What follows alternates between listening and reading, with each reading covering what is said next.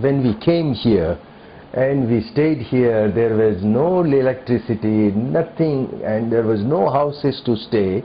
We asked Sri Kasturiji, where can we stay? And he said, anywhere you like. Under a tree on the road. Yes. So we selected one tree and we slept under the tree in front of the mandir. No. And we saw Swami running in the veranda and giving interview. In fact, I was literally crying. I thought I would be dead. And you believed he was going to shoot you? Oh yes, because machine gun was loaded.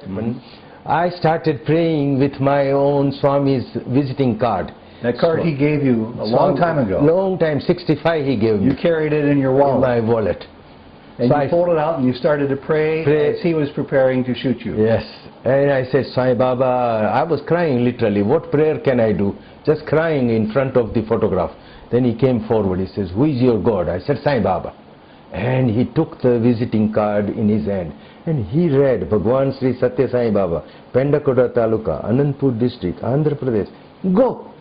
He said, go? You go. I said, brother, I was shivering, you know.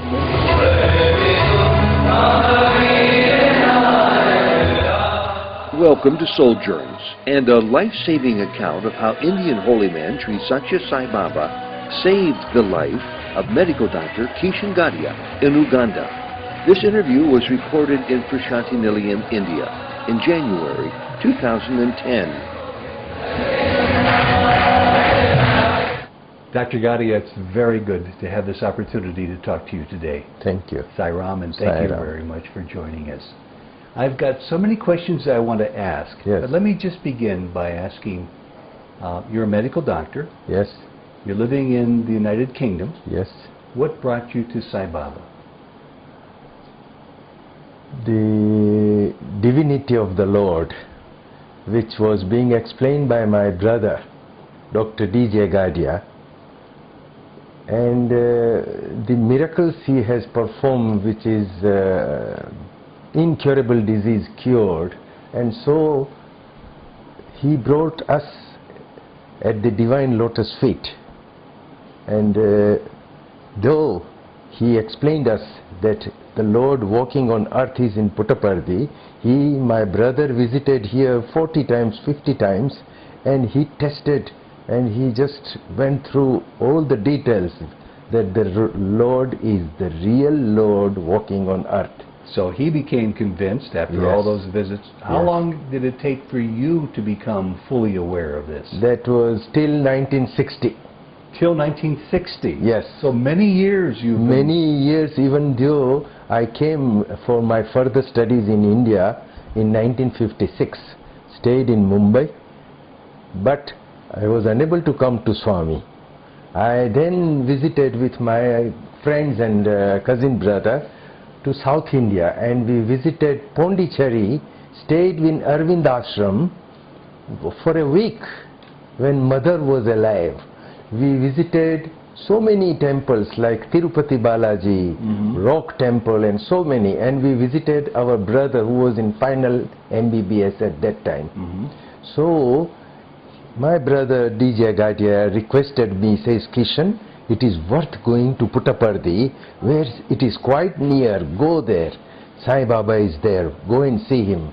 But we couldn't plan, it was not our effort. We tried it, our level best, and we reached hostel back again. So do you remember the first year when you actually were able to cast your gaze upon Sai Baba's form? Yes, that was in October 1960. So you remember the month? Yes, I do remember. And what was your first impression of him? I was really amazed and see the divinity. The way he called us when we came here and we stayed here, there was no electricity, nothing, and there was no houses to stay.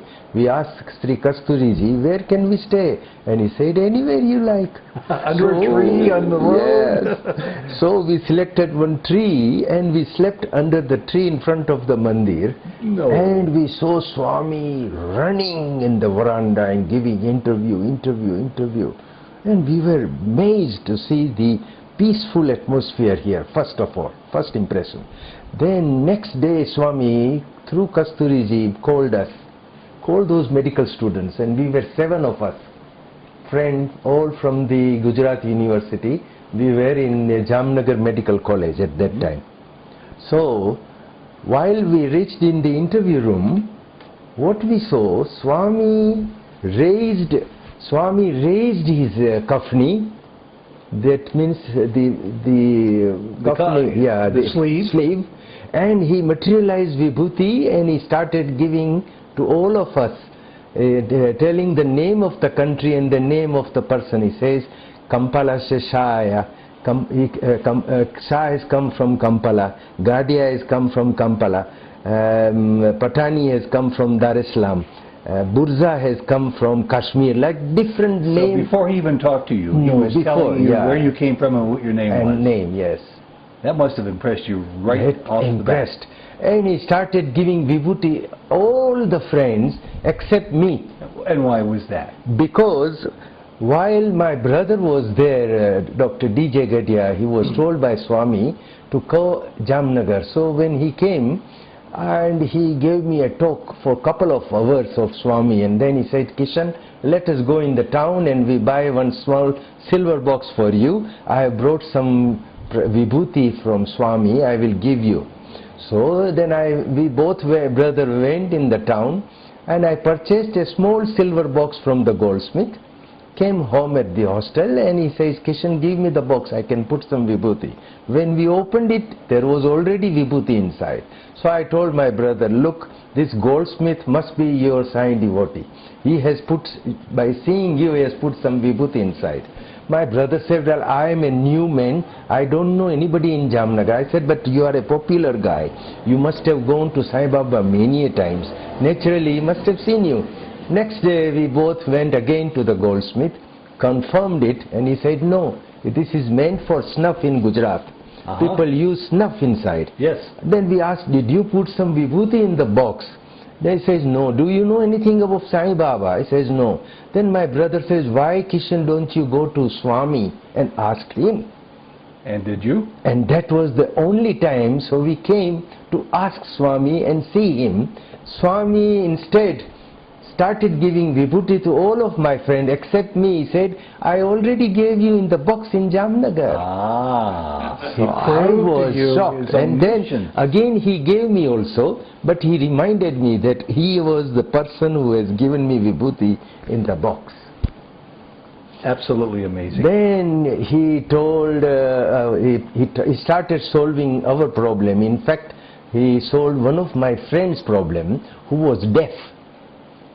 Shah, he was Mr. Shah, and he thought, if Swami can help me for my hearing and can throw away this hearing aid, I can use my stethoscope with my both ears and I'll be a better doctor. So Swami just took off his hearing aid, touched his ears, and he started hearing. That was first medical witness we saw. Amazing.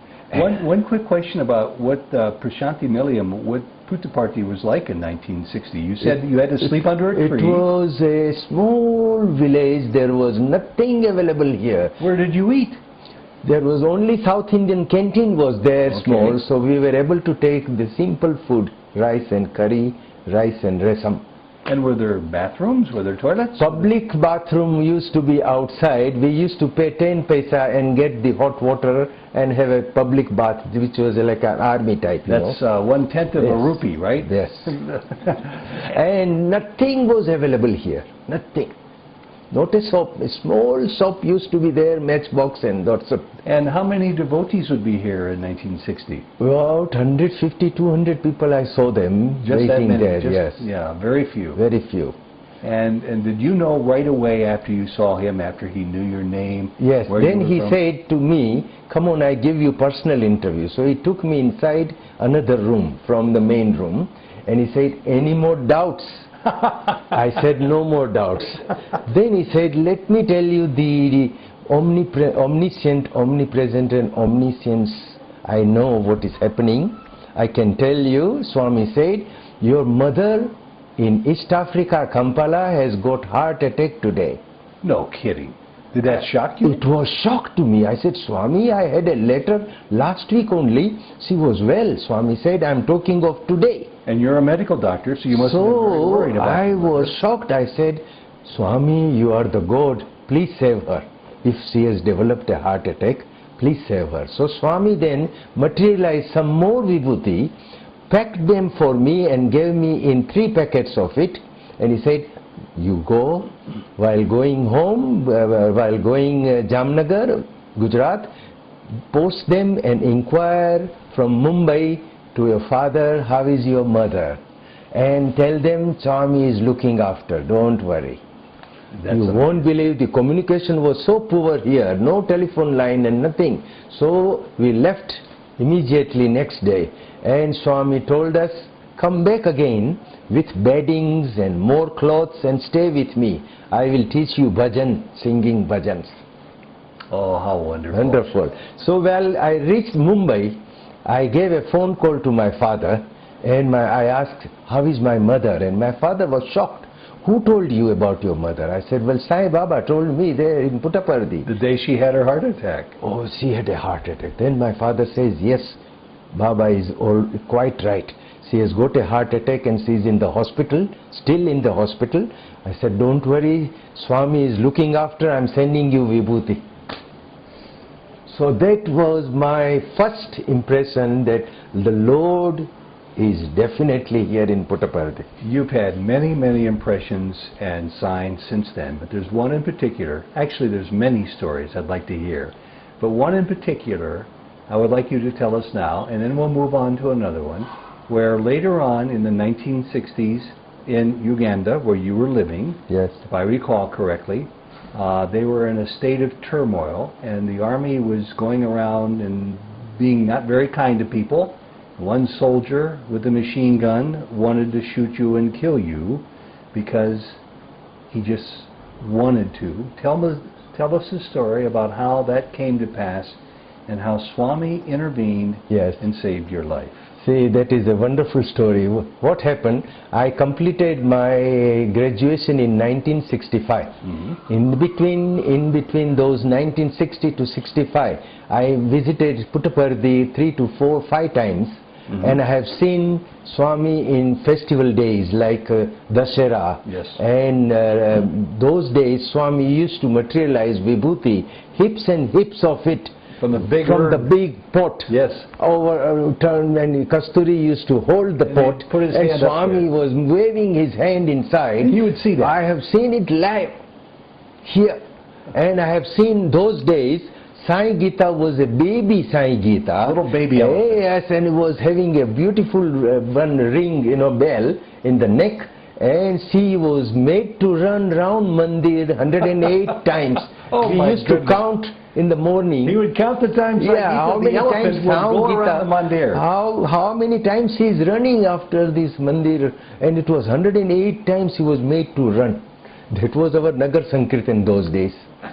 Wow. Now I can tell you, after finishing my graduation in 1965, I came to Swami, and I was waiting outside for his darshan and his permission to go. Then he walked and he came, he said, Kishan, you going? I said, yes, Swami, I am going home.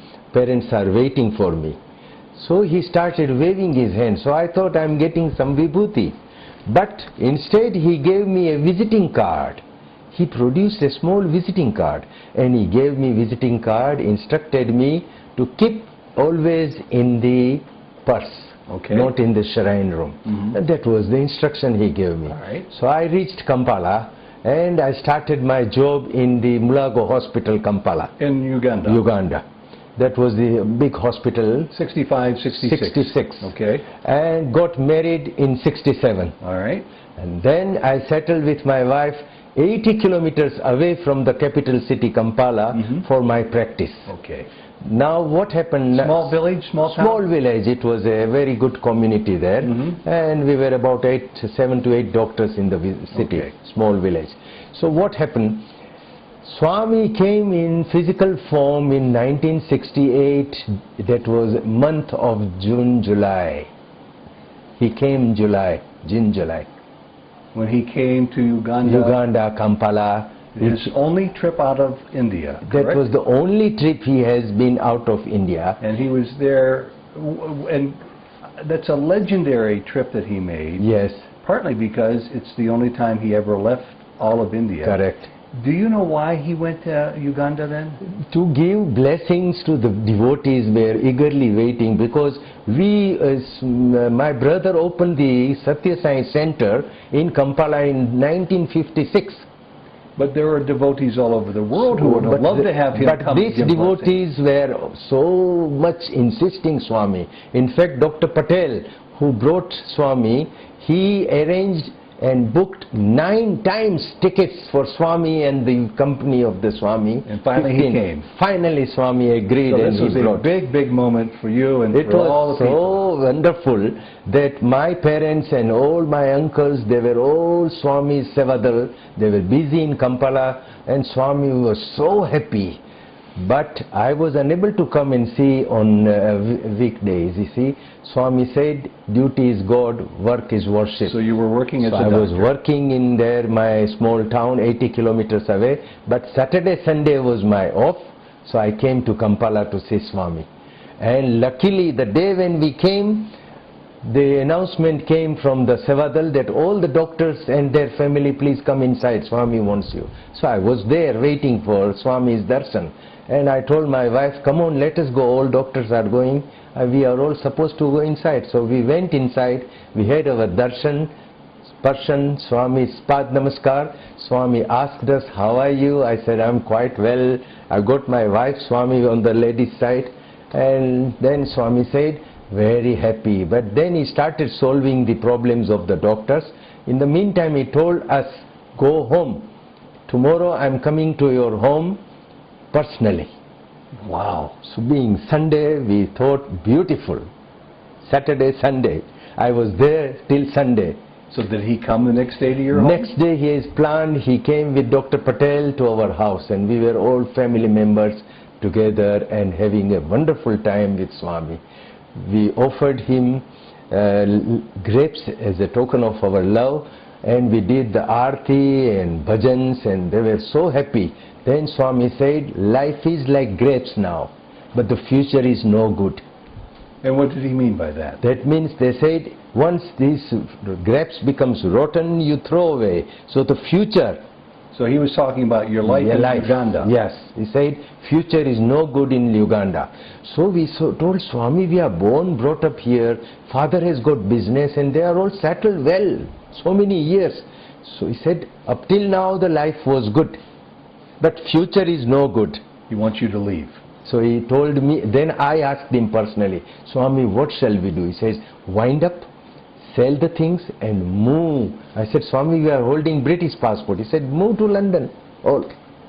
And did you do And he that? said, don't go on your own, go with the family. I said, okay, Swami. So he wanted me to go with my sister, my brother-in-law, my brothers, and all of us family. And this was a period of increasing political turmoil. in Uganda. So this was, at that time there was not much problem. 1968 was quite good.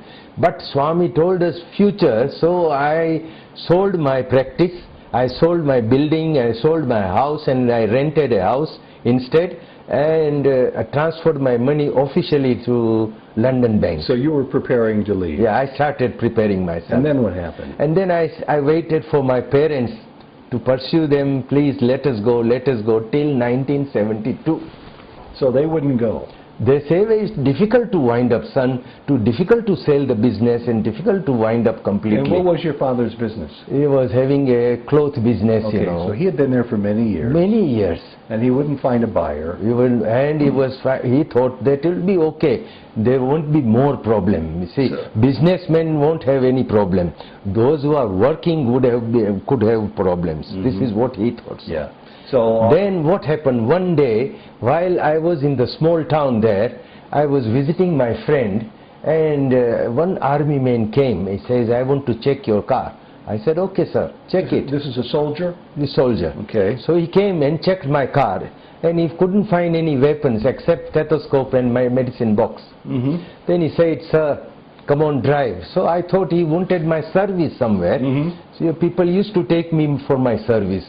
a small town, everybody knew me there, and even the head of the army was also, he knew me very well. So I thought probably he's taking me, some family members must be sick.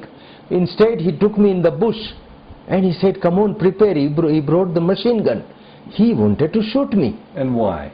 Because of the skin. He said, you people were ruling us. I said, but look, I'm a doctor.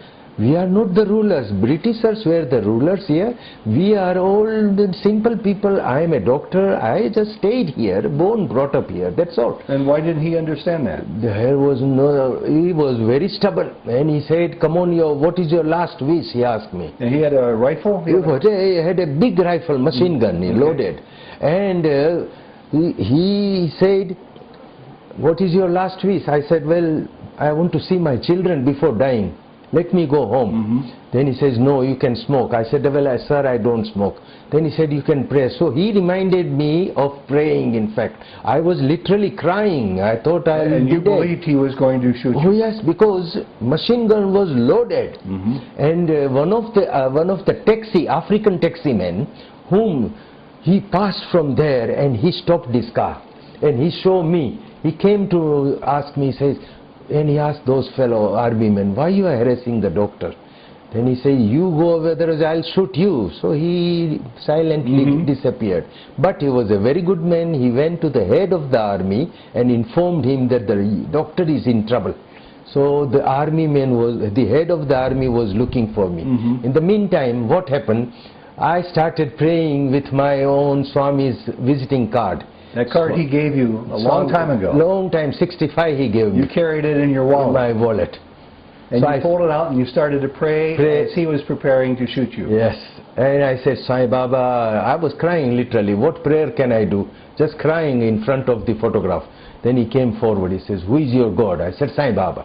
And he took the visiting card in his hand. And he read, Bhagavan Sri Sathya Sai Baba, Pendakoda Taluka, Anandpur District, Andhra Pradesh. Go.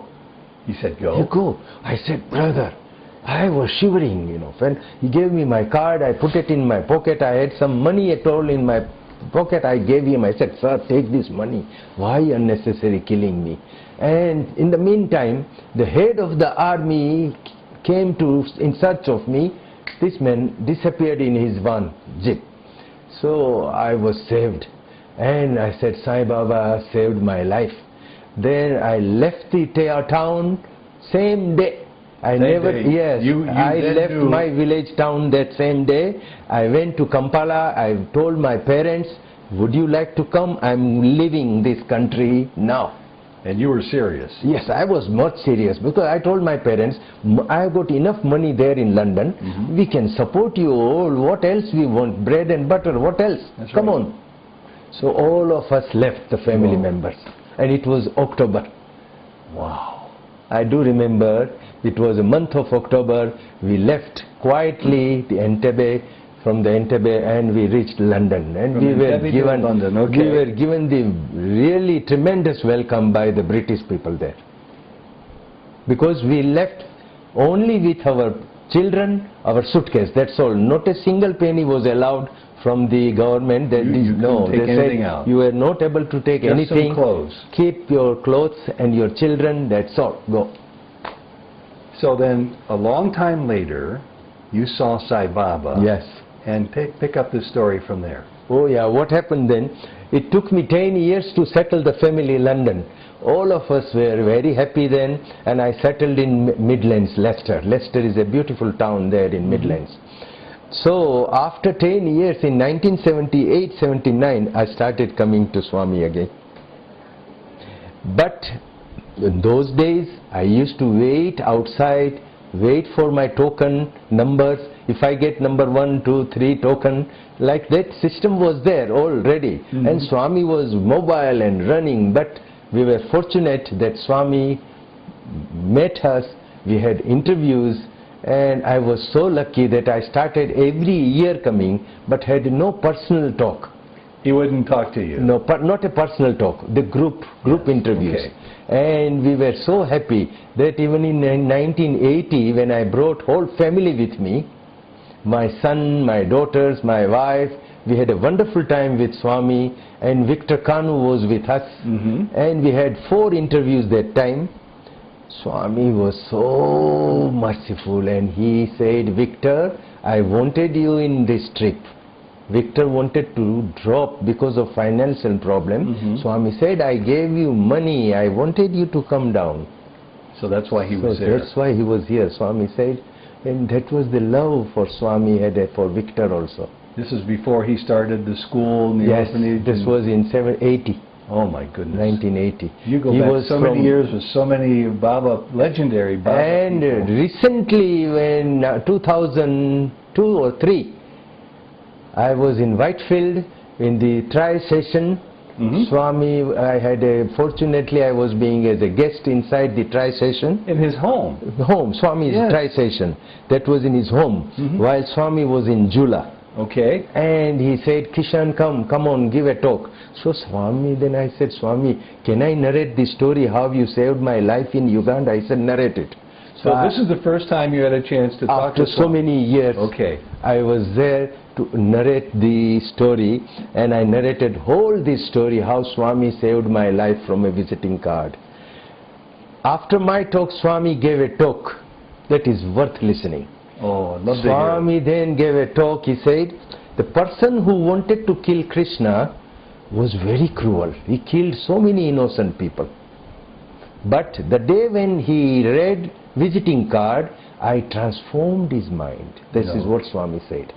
And the person somehow, the day when he was transformed, he had a eager yearning to get Swami's photograph, and he managed to get it from Kampala. He got it from you? Not from me, because then I left the country same day, isn't it? So his mind was transformed after he saw the picture from that you had. Yes. So somehow Swami then talked to us. He said he managed to get Swami's photograph from Kampala. It was easily available in those days. So then he started his own prayer, Sai Ram, Sai Ram, Sai Ram, Sai Ram. A soldier who was going to kill you. Soldier. And then Swami said, his prayer was so powerful. One day, while he was praying to me, there was somebody's laughing sound. So he saw, who is laughing? I am here with Sai Baba here in front of me. Swami said, I came out of the photograph and stood in front of him. He came out of the photograph.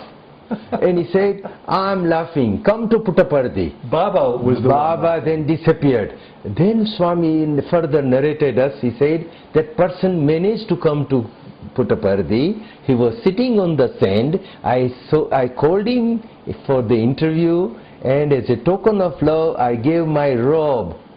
Oh my goodness. What a story, what a story. So Swami told us, he changed the person from Vali to Valmiki. This is the word he uttered. And what do those words mean? That means a person Vali in the past history of very past in our Hindu history, that Vali was a notorious dacoit, and he used to kill people and loot and take the things from them. Only he was being turned to become a saint and utter the Ram Nam by the priest. And then he changed himself to Valmiki, who was able to write the Ramayana. All very saintly person. Saintly person. Well, this is the same man who you said killed many people. Baba said he killed many people. Yes. And he was on the verge of killing you. Yes. Talk about a life transformation. It is, sir. And you've never had the chance to meet this man again, no, have you? Never. You don't want to, probably. Never, never. What an amazing story. And you go back so many years. You first became aware of Swami in the 50s. Yes. Got to see him in 1960. Yes. There aren't too many devotees who go back that far. Very nicely. Why you, Dr. Gadhia? This is what the Swami told my elder brother, Dr. DJ Gadhia, that you were in your past life Kaka Sahib Dixit's grandson. Kaka Sahib was with Shirdi Baba in Shirdi. So you were a follower of Shirdi Sai. So our four parents in the past life, were the follower of Sai Baba, Shirdi Sai Baba. And Swami then narrated to my brother that your granddad used to request me often there in Shirdi to look after my children and grandchildren. Look, Swami then said, I'm looking after you in this life. Amazing. And very briefly, it's a wonderful story. I've heard it, and I've had the privilege to talk to and interview Dr. DJ Gadhia. Yes. Very briefly, would you relate to us the miraculous story how Baba saved his life by bringing him back to life after he once died? Yes. Briefly, could you tell I that can story? tell that once, he was involved in a very nasty motor accident in Tanzania. And he was working there as a medical doctor. He was working as a medical officer in Sathya Sai surgery, in his own Sathya Sai surgery. I didn't know that. And what happened, he was not driving car, he was just he told the patient that take me home, maybe in some kilometers away. So they were driving there towards their house, and one of the trailer which was coming from the opposite side came off and came on the car. One of these big lorry big trucks, lorry with the trailers. Semi-trucks. Yes. So And it crashed naturally into his he car crashed. and- His car was badly crashed. I do remember, I have seen the photographs of it, that one, and my brother was unconscious, his legs were all down. You can imagine that much nasty accident. He was unconscious, and a wife was sitting behind also, his wife. But luckily there were some Africans came forward and they said, please don't pull the person, let me cut the body of the car. So the African too hefty, they cut the body more of the car, and they broke it, they cut it themselves? Yes. Two African laborers. And they brought him out with her floppy legs, with a more compound fractures of both the legs. This is what happened, and they took him, managed him, and till the ambulance came, was taken up to the Kenyatta hospital, Kenya, because near Arusha, Kenya is quite near Nairobi.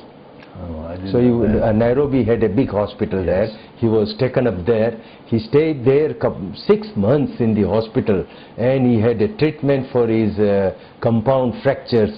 He had a very nasty compound fracture, healed, but was unable to walk on his own. He used to walk with 2 sticks. He was unable to sit on the ground. He was able to sit on the chair. And that was in 1979 when he came to UK. He met me at that time I was a doctor working in Midlands. Okay. So then we took him to 2 of the consultants. One was Mr. Wilson in London, orthopedic surgeon, and we took his opinion. What is your opinion about the legs? And we took all the x-rays, we had his own x-rays. And Dr. Wilson said, look, you've got a very nasty union of the bones. We won't able to re-surgery do and make you normal. It's better you go better on these walking sticks and better sit on the chair. That's it, my opinion. So we took him another opinion in Midlands, and that was Mr. Chan, an orthopedic surgeon in Midlands. And he also said that I won't advise you the surgery. Nothing can be done. Medically, we advise you to take at the most paracetamol whenever there is pain. Better go on this or a wheelchair. That's it. So then he came to Swami, and Swami threw his stick away. He did. And he applied his vibhuti on the legs and made him to sit on the ground. He was able to sit, but still he managed to sit on the chair a long time. But he was saved. This is what Swami said, that I have to come down as 2 African men to cut the body of the car and then remove your legs. So otherwise you would have lost your legs completely. Swami says that was him who manifested himself as 2 African Africans. laborers who cut the car. Yes. Did they have machinery? Did they? Maybe some machinery there, could be some, we don't know. They cut it in half. But there were no big machinery or any big cranes, no. So Swami says he was the He one who was did there. that. Very hefty Africans, and they disappeared after he left They disappeared into the woods. in the woods. Amazing. We have time for one more story. And you have so many wonderful stories that I'm personally aware of, and I'm sure you have many more than that.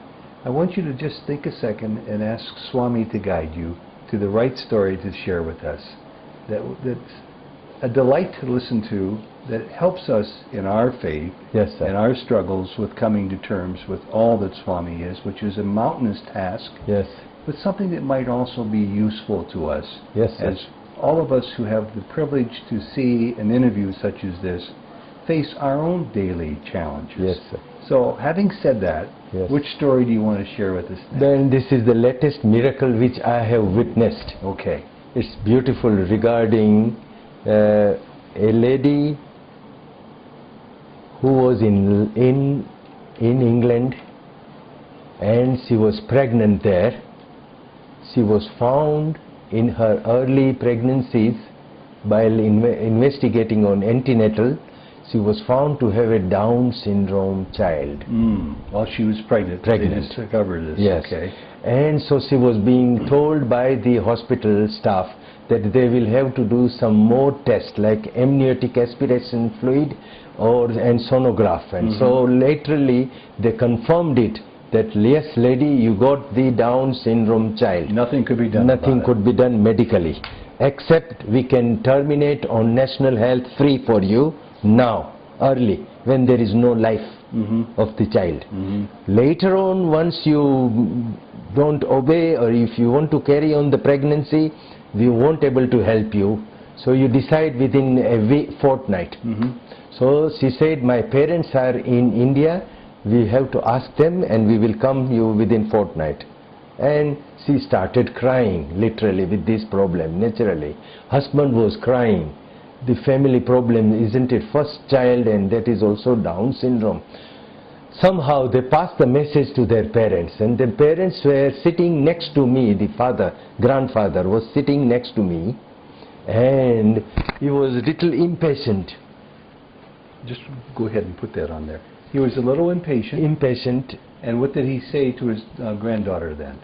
He said, we will write a small chit and ask Sai Baba what he says about it, whether to go for miscarriage or not. So then he wrote a small note of it, but Swami used to come in those days in Vice Chancellor's red car. Okay. Okay? He was very fond of, at that time, the Vice Chancellor's car, and I used to sit there also. So I saw Swami used to come in the Vice Chancellor car and get down in veranda. So this man was sitting next to me. I knew the gentleman from London only, and he said, Doc, I'm worried. There is a medical problem. I said, don't worry. What is the problem? Can I solve the medically? I can solve the problem. So we talked to each other, and he said, my daughter-in-law is pregnant in London, and she is found to have having Down syndrome child. What shall we do? I said, look, medically I can tell you the same story. Medically we can't do anything. Wait for Sathya Sai Baba. He is our Lord's Lords. He is doctors, and surgeons, surgeons. Let us wait. I had so many medical witnesses in the past. I have seen him curing multiple sclerosis of a child from London. I have seen him curing an Italian lady who was in a wheelchair, crippled. Swami made her walk, run. I have seen one of the lady from Birmingham. She was on a wheelchair and she started walking with a paresis of the leg. So I told him, wait, I have seen so many medical witnesses in the past. So wait for the Lord. And the same day, Lord came and got down, and he took his note and read it there and there. He called them inside the interview room. So he was called in the interview room, and Swami said, yes, there is a Down syndrome in the family now, but no need of miscarriage. I am changing the child. He's changing it. Child. So they said, Swami, shall we call our daughter-in-law here? Swami said, no, not necessary. I will be going London. He'll be going? Yes. Okay. While he was seated there in Puttaparthi, and he said, the name of the child will be Achintya. Once the child is 1 month old, bring them for my further blessings. And they came out from the interview room. It was thrilling, and I said, what is the news? Come on, tell me. I am eagerly waiting. So he told me, doctor, this is what Swami said. I said, 110%, no miscarriage now. Swami's words are final. Let us wait. And what happened? After 8 months of pregnancy, she delivered a beautiful baby girl. What did her doctors say? And doctors were amazed. All gynecologists, obstetricians, they had their own conference in that area. And they said, where is the Down syndrome baby? We were expecting Down syndrome. You've got a beautiful baby. Then they showed Sathya Sai Baba, a photograph of it. They said, this is the person, Sai Baba has changed it. And did they have a response to that? They were shocked. They said, who is Sai Baba? What is this? You've been to India? They said, no, I haven't been to India, but our Lord has changed it. And they said, oh, beautiful, but you got a beautiful. They put a question mark in their file. Just stop the conference. They said, but we are very happy, a Down syndrome baby is not there and a beautiful child is there. So once the child was 1 month old, they brought them here for further blessings. Swami called them in the interview room. Just like he said. Yes. And Swami took the personal photograph of the child and the family. I saw all the photographs and I was so thrilled. What happened, this was in 2006 happened. Now the child is 3 years old, and recently I was going with Swami to Kodaikanal. Every time Swami goes to Kodai, I used to follow him. But once he took me as a guest of Swami. How wonderful. So I was happy with him to stay with him in Kodai. And Swami then called me there in 2006 also, that come on, narrate this story.